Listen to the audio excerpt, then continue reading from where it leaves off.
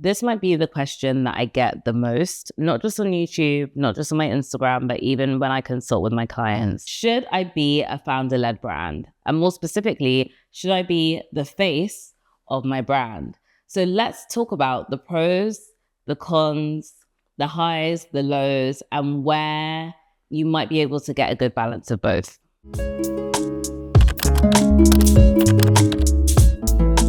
Years and years ago, decades and decades ago, when people made businesses, the founder typically wasn't someone who was going to also then be the influencer of the brand. We would know who they were, especially if their businesses made headlines. So if your business made a headline, they would obviously talk about the person behind the business. But beyond that, you wouldn't necessarily always, in some cases you would, but you wouldn't always see the founder coming out and being a well-groomed, charismatic, entertaining person on screen telling you about why they started their business.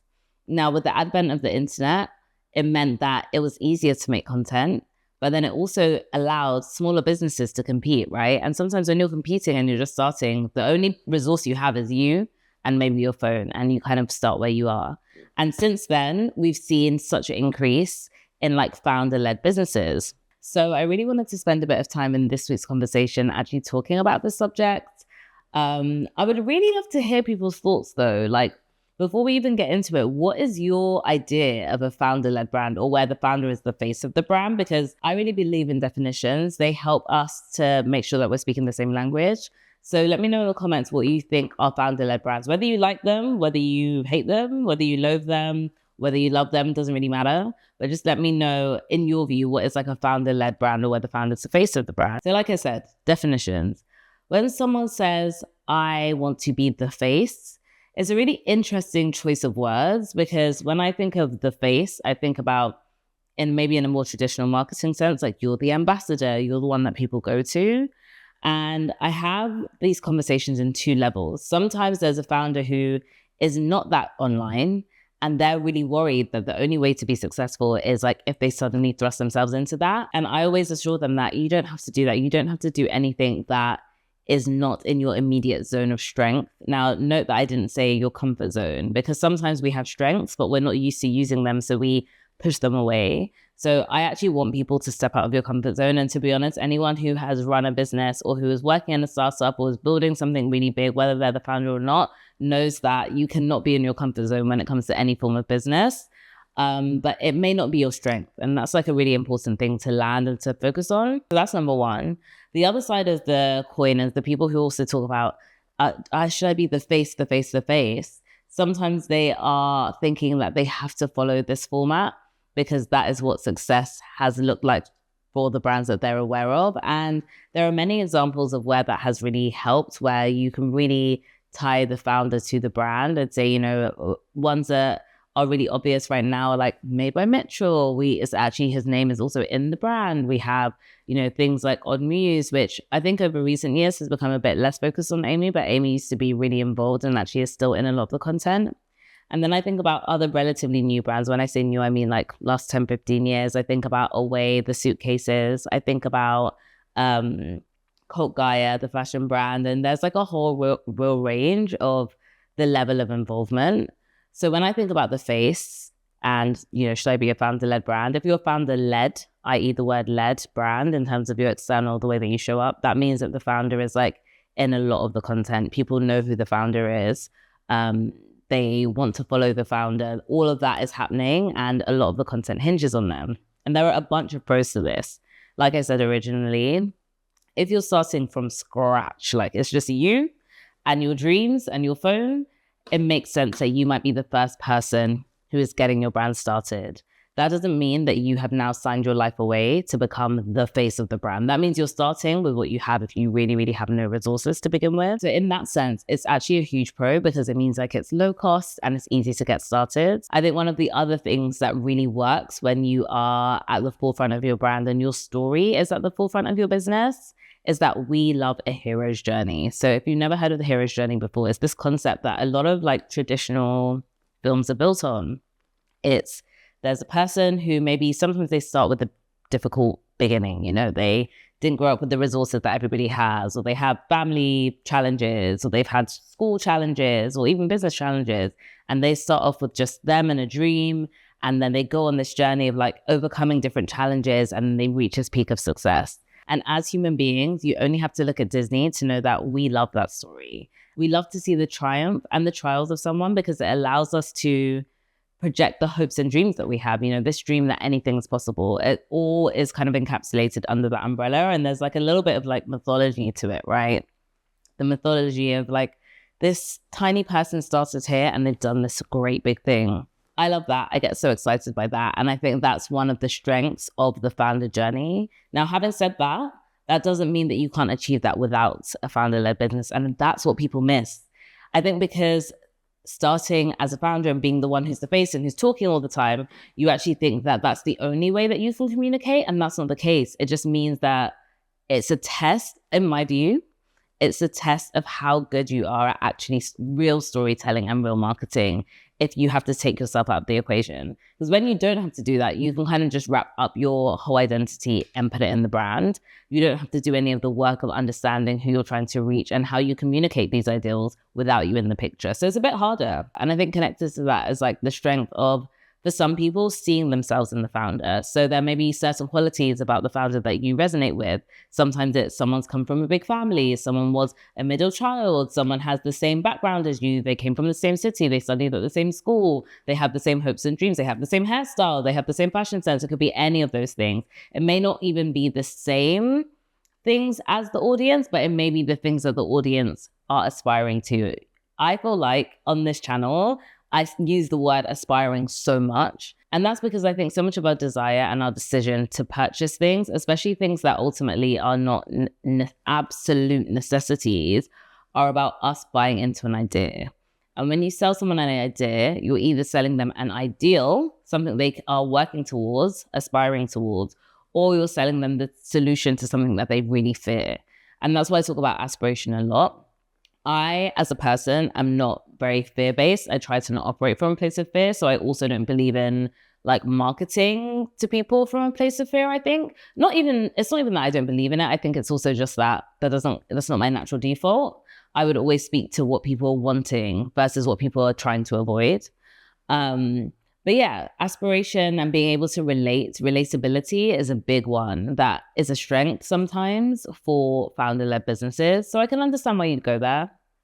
But again, a bunch of these things I've mentioned can be achieved without you being in place. And I think I would like challenge anyone who thinks, oh, I just need to like be the face of my brand, then I'll be successful, to think a bit more.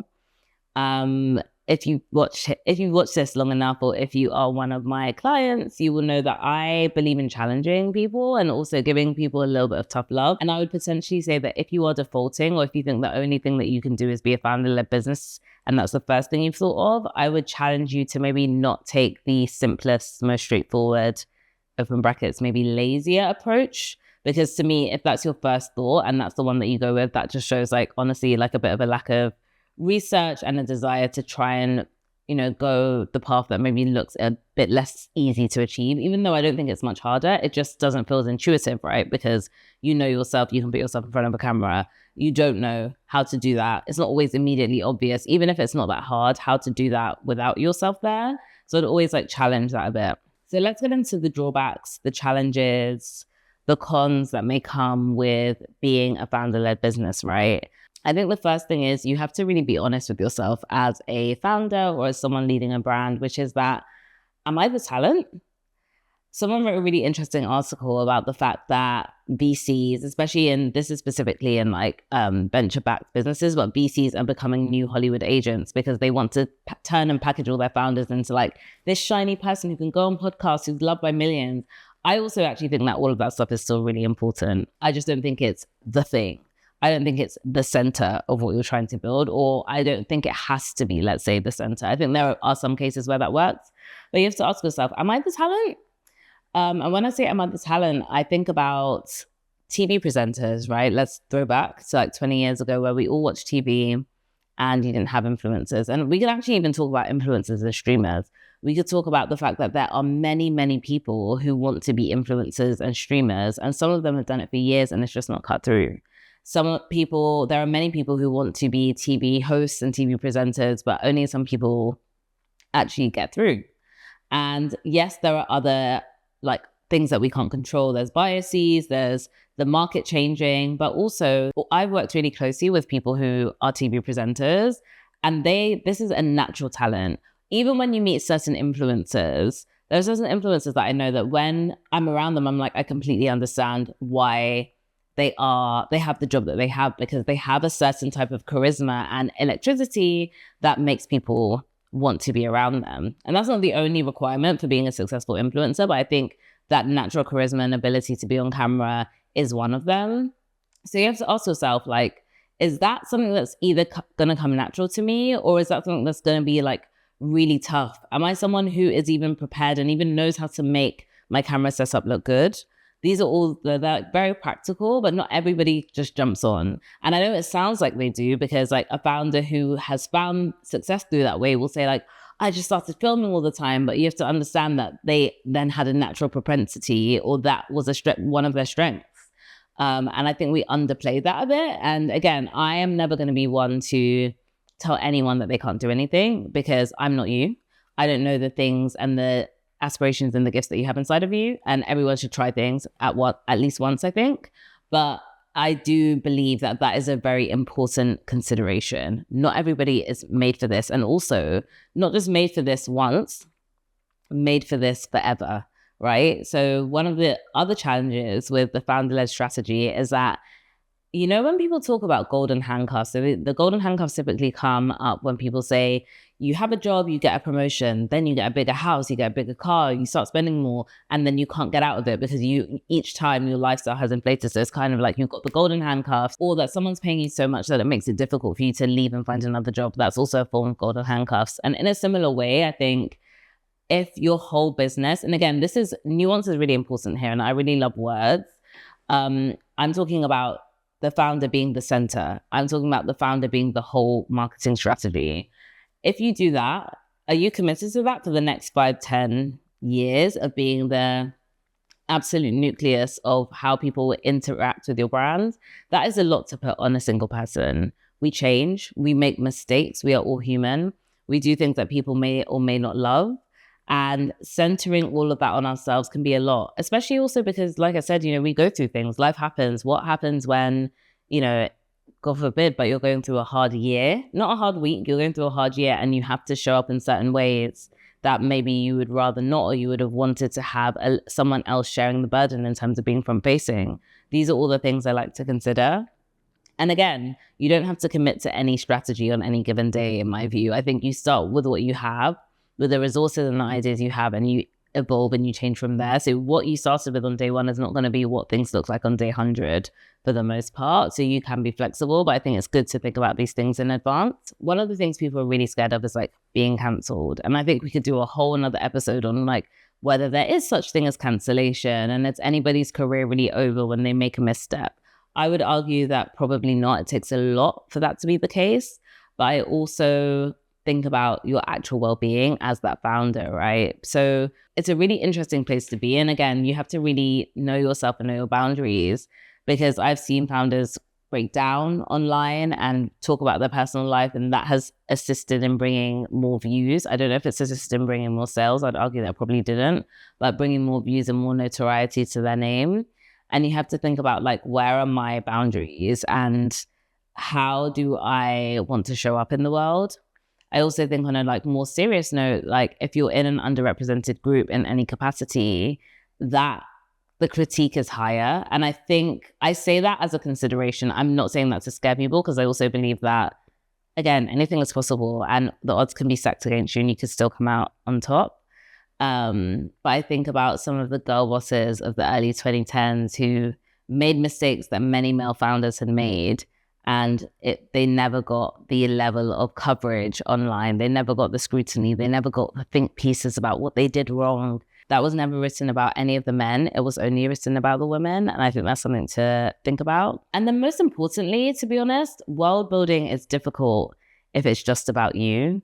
So world building is an exercise around like what does it mean to be immersed in this brand? What does it mean? What does this brand mean for my lifestyle? Not what does this brand mean for like, I'm painting my nails, will it last long, right? I'm doing my hair, will the curls stay up for as long as I want them to if I use your Muse? That's not world building. World building is like, I need to be part of this brand because this brand makes me feel like this. This brand brings me access to a version of myself that I've been dreaming about. This brand encapsulates all the cool things that I'm aspiring to. This brand shows me how to dress. This brand shows me how to view the world. This brand shows me what to eat, how to live, how to breathe. Like it feels like a very immersive experience. That can be a long process, but it's a worthwhile one because then it starts to live outside of you. Not only does it live outside of you, but it also lives outside of the products that you create. And it allows you to say, we were creating books one day and now we're creating bags. And some brands can do that really seamlessly because they have built a world and it's not really about the products. If, I don't know, let's say if Sellotape started selling me a handbag, I would be like, I think just stick to the stationaries, right? But there are other brands that I'm immersed in their brand world. I think I mentioned earlier, like Cult Gaia, I think is a really good example of this, very much in the fashion space, but Cult Gaia is a whole world, it's a whole vibe, it's a whole identity. Those are the brands that are a little bit more resilient to switching up their product lines, but also more resilient to if their founder takes a break or if their founder is going through something and can't be visible or has a scandal, it's a little bit less like intrinsically linked.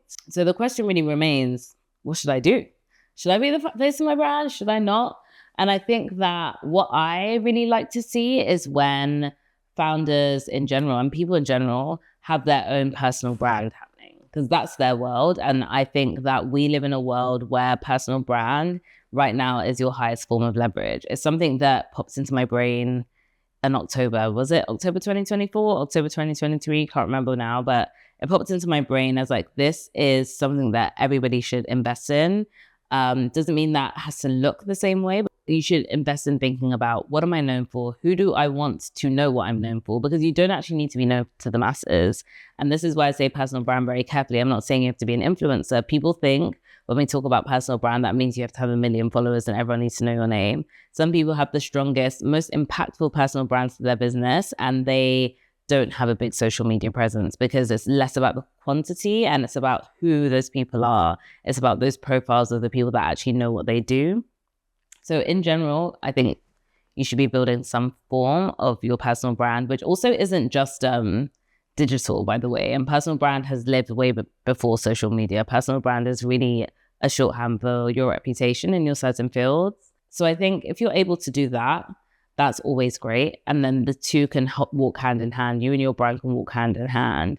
We were talking earlier before recording about Emma Green. It's a great example right now. She's known for the brands that she's built, but she's also in her own lane as an entrepreneur, building up her profile. There are so many more examples. I think someone else I'm really interested in is Siff Haider, who runs Arrae. So Arrae is like kind of like wellness supplements, de-bloating, all of that stuff.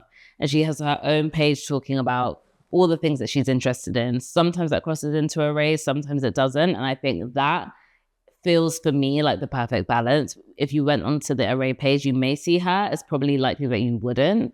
And I think for me, 70-30 is always good. Like have some of the founder in there. It's helpful. It's exciting. It can be a bit of an accelerator, as I've mentioned, but it can't be the whole thing. And I think because sometimes we feel like we don't know what else to do, we just default to like putting ourselves out there.